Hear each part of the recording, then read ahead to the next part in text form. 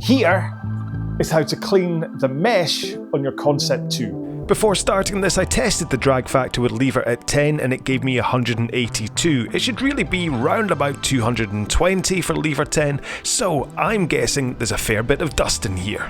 You can take the drum directly off now if you want and do all this stuff, but this is the easy way to do it. So you can see that there's a screw right there. We're going to loosen that screw.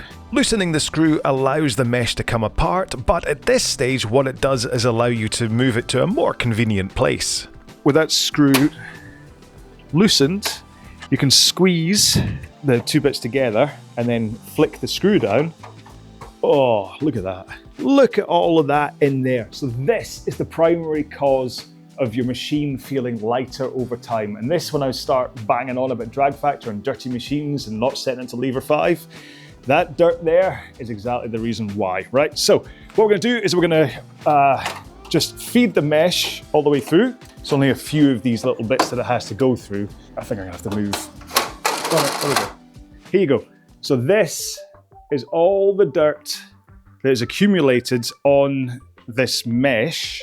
All of that dirt is clogging up these holes and it's stopping air getting into the machine. And therefore, when you set the lever to 5, compared to a clean machine, there's already less air going into the machine. This makes sense? So on this one, with all of that dirt on the mesh, it's probably more like a kind of like a 3 on a clean machine. So if you're the type of person that wants to row on a lever setting of 5, then on this one, you'd have to be up at 6. Does that make sense? I hope so. Right. So while it's off, we can take a wee sneaky peek inside and just see what the blades of the machine are like. Now you can see there's little dust bunnies all the way through. And the question is they loose dust bunnies? Because if they are, yeah, there you go. Then hopefully I can get in there with a hoover rather than having to do anything particularly substantial in terms of having to take the side of it off. I'll grab a hoover to deal with that. But as far as the mesh is concerned, usually you can just get away with a cloth and a bit of elbow grease. Can I peel it off? Look at this. I can actually, it's like a carpet. And I can just take it off like that. Oh my God, that's disgusting. I'm gonna take off the worst of it. And then I'm gonna get just a nylon brush. And I'm gonna brush it outside. Okay, so I'm outside and here we go. So just a brush and then the mesh. And then, so I can just demonstrate like that. So that's what I'm gonna do to clean it off. But I do need both hands for this. All right then, so I'm back and it's now nicely cleaned. I can see through every single one of the holes.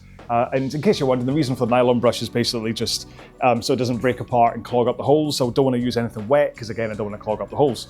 So the next thing, I've got my hoover and we are gonna hoover the thing. Basically, I'm having to go from blade to blade, scraping off the dust because it's, whether it's a sweat thing that it's moist, but the hoover itself isn't sucking it off. Oh, yuck. Oh, there's like hair. How do you get hair in here? And that's the worst of the dust coming off. Now there still is dust, a little bit of dust on each of the blades, but I'm not gonna worry too much about getting all of that off. It's just the big kind of caked bits right in the sides I wanna get off so you can see. I think that's kind of it in terms of internals. So next thing to do is just put the mesh back on. Just making sure it goes through there. Just check that this is all the way through. Yep.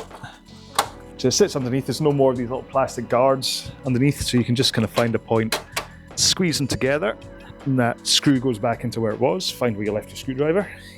Screw it together again.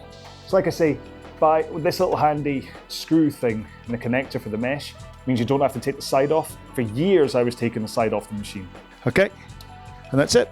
And we'll row a few strokes, see what it tells us. Lever's up at 10. There we go. So, having cleaned it, we now have a drag factor of 216. It wasn't that bad at 180 something before.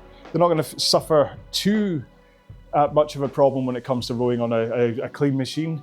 But sometimes you find you put the lever up to 10 and the machine that you're using, the drag factor's down at 90. So that's when you need to do the thing by taking the mesh off. That's really important at that point. So if your gym that you're at, if you do the drag factor test and it says that it's at 90, then you now know what to do in terms of cleaning the mesh to try and improve your drag factor. So either do that yourself if you fancy delving through the dust of 1,000 users, or ask your gym owners to do it. All right, so thank you so much for watching this video. I will see you probably, hopefully, on one of my RowAlong workouts. Until then, please look after yourselves. Row well, be well. Bye-bye.